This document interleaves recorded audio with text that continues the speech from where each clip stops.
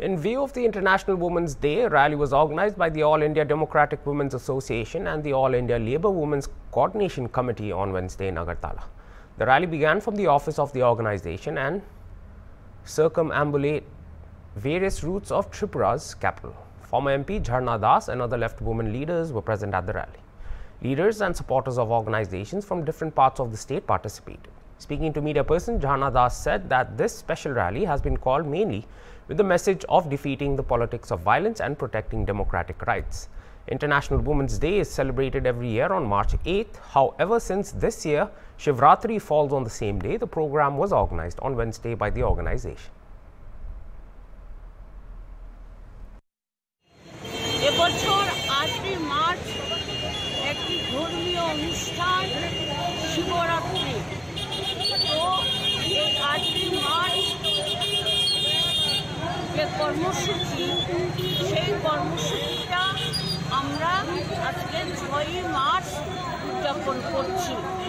আমাদের দুটো সংগঠন, সারা ভারত গণতান্ত্রিক নারী সমিতি এবং শ্রমজীবী মহিলা সমন্বয় সমিতি, আমরা যৌথভাবে এই কর্মসূচিটা এবছর সংগঠিত করেছি।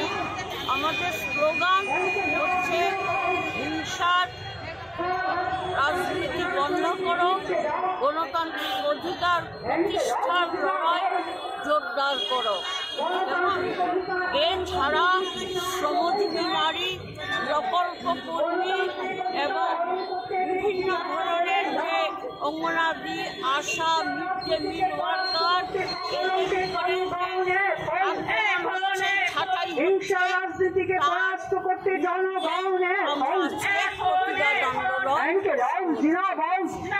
আমরা সারা ভারত গণতান্ত্রিক নারী সমিতি এবং শ্রমজীবী মহিলা সমন্বয় কমিটির উদ্যোগে আন্তর্জাতিক নারী দিবস উদযাপন করছি। এই আন্তর্জাতিক নারী দিবসে আমাদের আহ্বান, দেশের সাম্প্রদায়িক শক্তিকে চূড়ান্তভাবে পরাস্ত করো এবং গণতান্ত্রিক অধিকারকে জোরদার করো। এই আহ্বানেই আজকে আমাদের এই মিছিল এবং সভা। আমরা সারা বছর ধরে 8 মার্চ আমরা প্রতিপালন করি আন্তর্জাতিক নারী দিবস।